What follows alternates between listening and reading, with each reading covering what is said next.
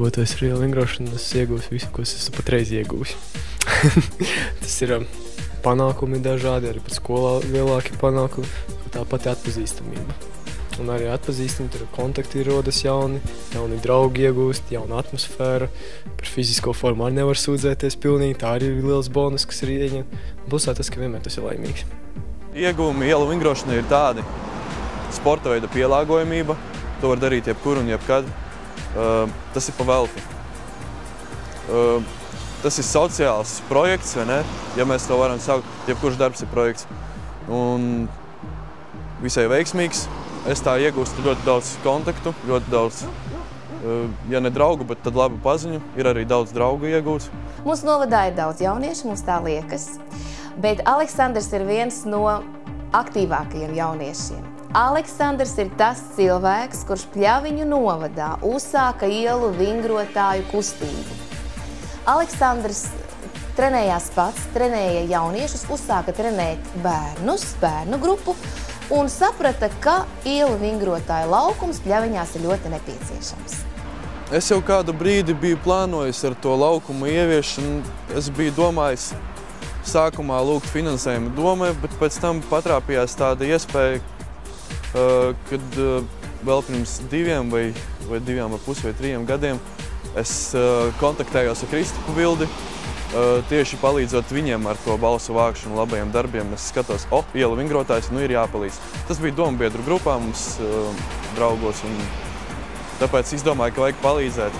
Un tā mēs, tā teikt, sapazināmies, viņš atbrauc pie mums, un tā. Tad es aizbraucu pie viņiem uz to jauno laukumu, un beigās izdomāju, ka arī mums vajag.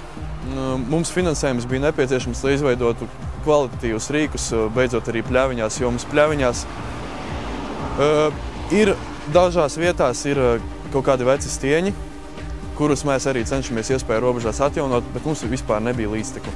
Laukumu projektēju es pats, ņemot vērā to, ko mēs parastie puikas gribam, un līdztekas tur dažāda platuma, viņas ir garākas, un viņas ir kopā salikas. Tā daudz kombināciju, kā jūs redzēt, paraugu demonstrējumu var skaisti frīstēlistēm taisīt.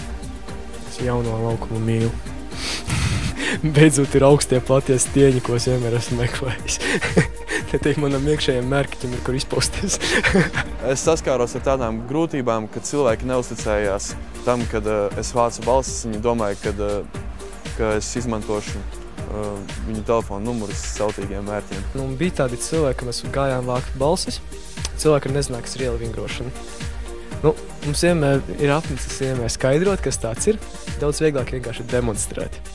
Atradām kaut kādu stabu, atradām turpat zemi, kas ir ietā, un vienkārši sākām rādīt paraugu demonstrējumus. Cilvēki ieraudzīja, ka Dievs, cik skaisti tas izskatās, un momentāli telefons viņiem rokās un nobalso, un lai jums puiši veicas. Jā, es diezgan aktīvi sūtīju vēstules draugos, visām paziņām, no telefona sūtīju, no draugu telefoniem, no kursa biedriem, vienkārši, kam bija telefons, tam es gāju klāt un teicu, balso, arī draugos balso. Balsojumu sagaidījām mājās ar ģimeni, paralēli tam tiešais te bija ļoti daudz draugu un paziņu, kas man palīdzēja to visu īstenot. Un rezultāta, tā teikt, paziņošanas, noskaidrošanas brīdī es biju ārkārtīgi skaļš un priecīgs. Tiem, kuri plāno iesniegt projektu labajos darbos, es iesaku no plānošanas stadijas pāriet uz darīšanas stadiju, jo tas nav nemaz tik sarežģīti.